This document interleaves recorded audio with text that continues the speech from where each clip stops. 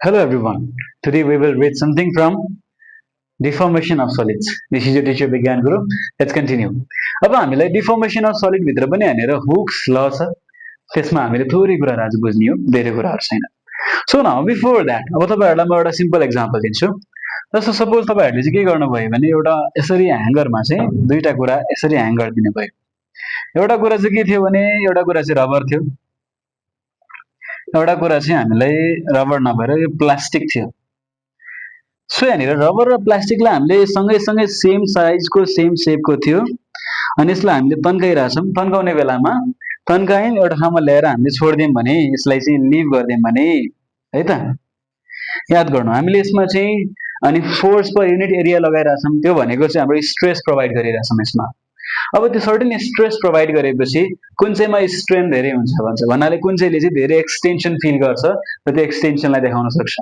अब हामीले यो ओभरअल कुरालाई हेर्दै जाने बेलामा कुनै पनि सलिड अब्जेक्टलाई हामीले चाहिँ उसको ओरिजिनल सेपबाट अलिकति यसलाई डिफर्म गर्न खोज्यौँ अलिक तन्काउन खोज्यौँ भने या फेरि अलिकति चेन्ज गर्न खोज्यौँ फर्मलाई डिफर्म गर्नु के भन्न खोजेको त्यो फर्मलाई चेन्ज गर्नु यसको सेपलाई चेन्ज गर्नु त्यसो भए त्यो डिफर्मेसन गर्दै जाने बेलामा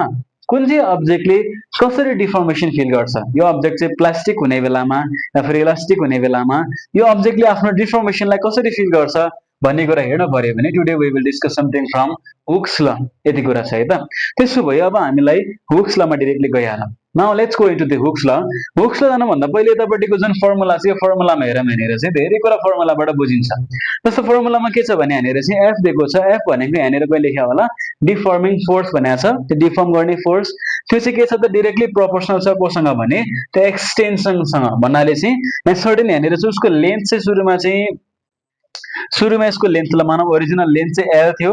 पछि गएर के भइदियो भने ल सुरु ओरिजिनल लेन्थ एल नट थियो पछि गएर अलिकति डिफर्म भएर यो चाहिँ लेन्थ चाहिँ एल मा पुग्यो भने जुन यो डेल एल छ अहिलेको लागि त्यो भनेको एक्सटेन्सन भयो यसरी हेर्दाखेरि चाहिँ यहाँनिर जुन त्यो एक्सटेन्सन छ extension produced in A spring is directly proportional कोसँग छ भने टु द डिफर्मिङ फोर्स है त याद गरौँ है त डिफर्मिङ फोर्स अप्लाइड विदिन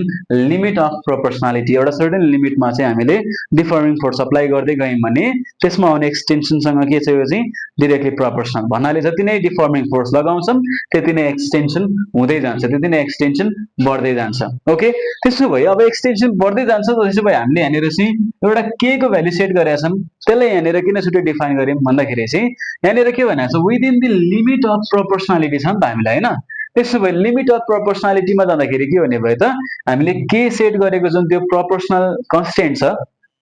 त्यसको भ्यालु चाहिँ के हुने भयो हामीलाई त्यसको लिमिटमा यसको एउटा सर्टेन लिमिटमा बसेर चाहिँ हामीले त्यो डिफर्म गर्दै गयौँ भने त्यो फोर्स चाहिँ के छ यसको एक्सटेन्सनसँग चाहिँ डाइरेक्टली प्रोपोर्सनल छ ओके अब हामीले जुन यो अनि प्रोपोर्सनालिटी कन्स्टेन्ट छ यो कन्स्टेन्टलाई डिफाइन गर्दाखेरि चाहिँ अनि एफ अपन एक्स हुँदो रहेछ यस्तो इक्वेसन आउँछ नि त हामीलाई होइन त्यसो भए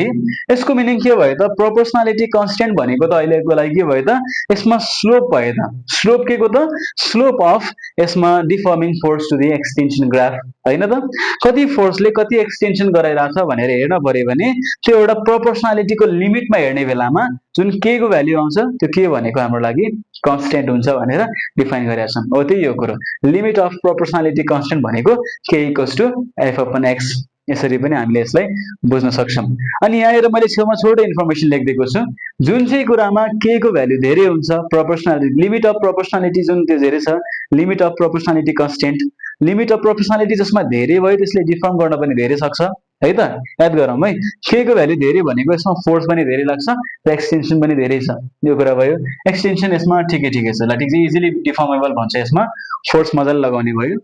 सो हामीले यसमा जसमा चाहिँ के को भ्यालु लेस छ त्यहाँनिर के हुने भयो अनि त्यो डिफर्मेबल प्रपर्टी चाहिँ घटेर आउने भयो जसमा के धेरै easily डिफर्मेबल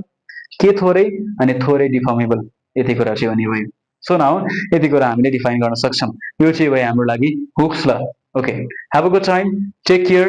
and memorize this things